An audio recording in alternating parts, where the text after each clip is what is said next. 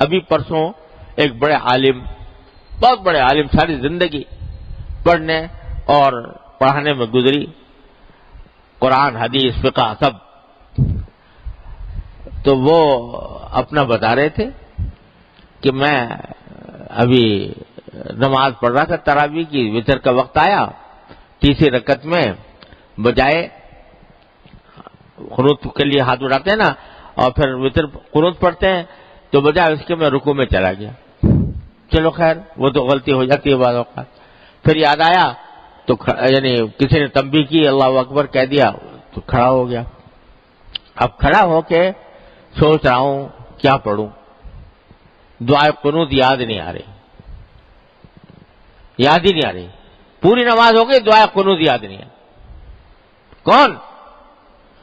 اتنا بڑا علامہ، ساری دنیا جس کے علم کے آگے سرنگوں ہے، وہ کہہ رہا ہے میں مجھے دعائے قنوت یاد نہیں ہوئی، یاد نہیں رہی. پھر پوچھ رہے بھائی کس طرح ہوتی ہے دعائے قنوت، یاد ذرا دوسرے سے پوچھ رہے. تو کس بات پہ آدمی ناز کرے، کس بات پر آپ نے اترائے کہ مجھے یہ مل گیا اور وہ مل گیا، میں حافظ ہو گیا، میں عالم ہو گیا، مجھے فلاں رتبہ حاصل ہو گیا، مجھے فضل منصب حاصل ہو گیا. ارے کچھ بھی نہیں، جب تک ان کی عطا ہے، ملا ہوا ہے تمہیں، اور جب چاہے وہ ختم ہو جائے. کس بات پہ ناز کرتے ہو؟ تو سارا قرآن تو یاد کرا دیا، اتنی سی بات کہ ليلۃ القدر فلاں رات میں ہوگی وہ بھلا دیا. تو ایک تو سبق یہ دے دیا کہ کوئی ناز نہ کرے اپنے حافظے پر، اپنے علم پر، کوئی ناز نہ کرے. جب چاہتے ہیں بھول جائے گا تم، جب چاہیں گے واپس لے لیں گے.